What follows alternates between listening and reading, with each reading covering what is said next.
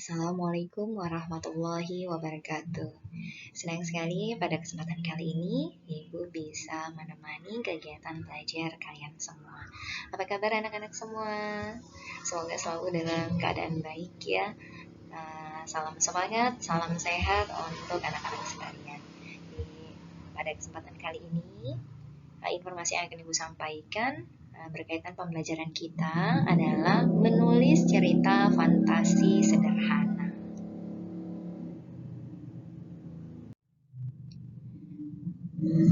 Anak-anak, kompetensi dasar pada kegiatan pembelajaran kita kali ini adalah menyajikan gagasan kreatif dalam bentuk cerita imajinasi secara lisan dan tulis dengan memperhatikan struktur maupun penggunaan bahasa.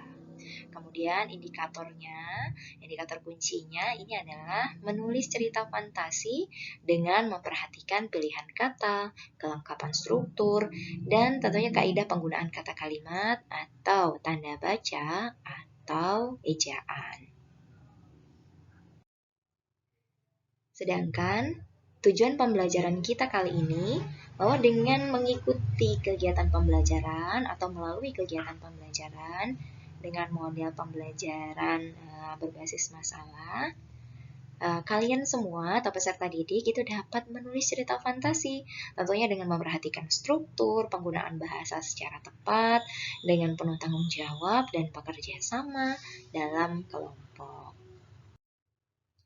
Nah, anak-anak sekalian, kali ini yang tampak ini adalah sebuah contoh ya, contoh cerita fantasi.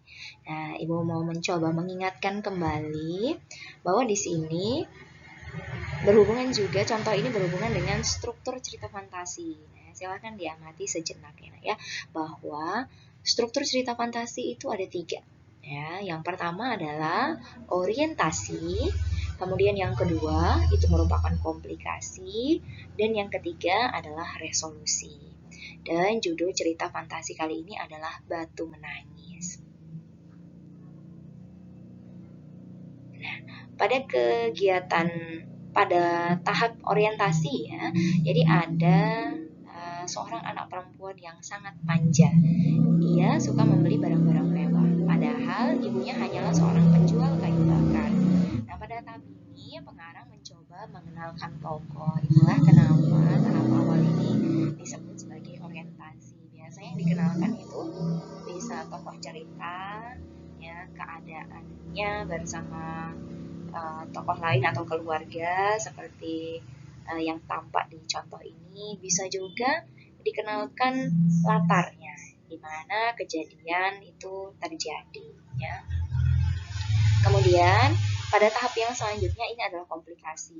Nah, di bagian komplikasi ini biasanya akan sudah mulai muncul permasalahan yang dialami oleh tokoh. Nah, di sini mungkin kalian bisa mengamati ya, ya. Mulai dari saat sedang berjalan pulang, ada seseorang yang memanggil gadis itu. "Hai gadis cantik, sungguh cantik parasmu. Sedang bersama ibumu kah dirimu?" tanya pemuda itu. Nah, gadis tersebut merasa malu untuk mengakui ibunya yang berpakaian lusuh. Gadis itu berkata, "Bukan, dia adalah pembantuku." Nah, di bagian sini ya akan sudah muncul atau terlihat konflik dari permasalahan cerita fantasi Batu Menangis. Kemudian pada tahap akhir permasalahan yang muncul di komplikasi, tentu itu harus dihadirkan yang namanya resolusi atau penyelesaian masalah. Di sini kita bisa melihat tiba-tiba langit menggelegar dan gadis itu berubah menjadi batu. Nah, pada tahap inilah ya sampai akhir di sini ini adalah tahap resolusi akhir cerita. Apa yang terjadi dengan tokoh pada akhirnya ya. Baiklah, Ibu akan melanjutkan. Nah, ini kalian harus mengingat-ingat kembali sebelum menulis cerita fantasi atau teks narasi, kalian harus sudah paham dulu ya bagian-bagiannya atau strukturnya. Ada orientasi, komplikasi, dan yang ketiga adalah resolusi. Lalu mungkin akan muncul di benak kalian bagaimana langkah-langkah menulis cerita fantasi. Nah, tahap yang pertama yang harus kalian lakukan itu adalah menentukan idenya dulu. Ya, mungkin ini kurang lebih sama seperti tema. Tema yang kalian pilih itu seperti apa? Mungkin persahabatan, bisa juga kerja keras, mungkin tema kejujuran, ya silahkan kalian menentukan temanya terlebih dahulu. Kemudian, pada tahap kedua, ini adalah menggali ide. Ya, jadi kalian bisa mencari berbagai sumber, bisa juga wawancara, atau mengamati sekitar hal-hal yang berkaitan dengan tema atau ide yang di awal tadi sudah kalian tentukan. Ya cari sebanyak mungkin referensi yang bisa membantu kalian. Karena kalau semakin banyak membaca, semakin banyak mengamati atau menggali informasi, tentu saja itu akan memudahkan dalam menulis cerita fantasi nanti. Nah, untuk tahapan yang ketiga, sebelum menjadi sebuah tulisan, kita harus membuat rangkaian peristiwanya dulu. Ya, rangkaian peristiwanya dulu. Atau yang disebut juga sebagai kerangka cerita. Nah, jadi dibuat dulu tahapan-tahapannya. Nanti kalau sudah runut sesuai dengan strukturnya, baru kalian mencoba untuk mengembangkan cerita fantasi ya disesuaikan dengan kerangka yang sudah disusun tadi. Mulai dari orientasinya, kemudian memunculkan konflik-konfliknya, dan memberikan resolusi di akhir cerita. Baru yang terakhir itu adalah memberi judul. Tentunya judul ini harus dibuat semenarik mungkin ya. Dan bisa juga menunjukkan daya tarik gitu, bisa memunculkan daya tarik kepada pembaca. Kalau judulnya tidak menarik, nanti pembaca atau pemirsa itu enggan ya menyelesaikan cerita kita. Tapi kalau kita memberikan judul yang menarik, tentu saja itu akan menggugah rasa ingin tahu dari pembaca atau pemirsa. Nah, jadi untuk beberapa hal ini yang memberi judul ini ya, jadi jangan sampai keliru ya anak-anak sekalian. Jadi memberi judul itu adalah di bagian terakhir. Setelah ceritanya jadi, setelah ceritanya selesai, baru diberi judul gitu.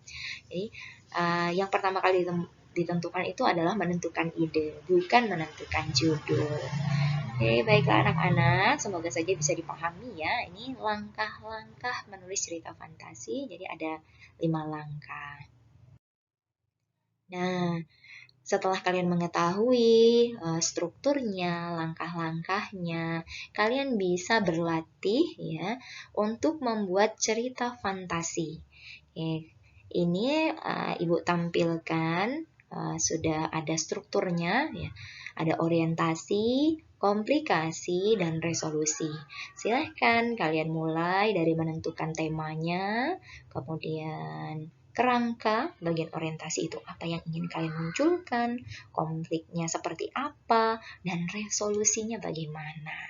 Nanti baru kalian kembangkan lagi menjadi tulisan yang utuh. Dan pada tahap terakhir, baru kalian bisa menuliskan judul dari cerita yang sudah kalian buat. Nah, anak-anak sekalian, itu dia langkah-langkah untuk membuat cerita fantasi. Silahkan mencobanya. Dan jika kalian masih ada hal yang belum dipahami atau masih ada beberapa hal yang membingungkan, silahkan kalian tanyakan melalui kolom komentar ya. Terima kasih dan sampai jumpa di materi berikutnya.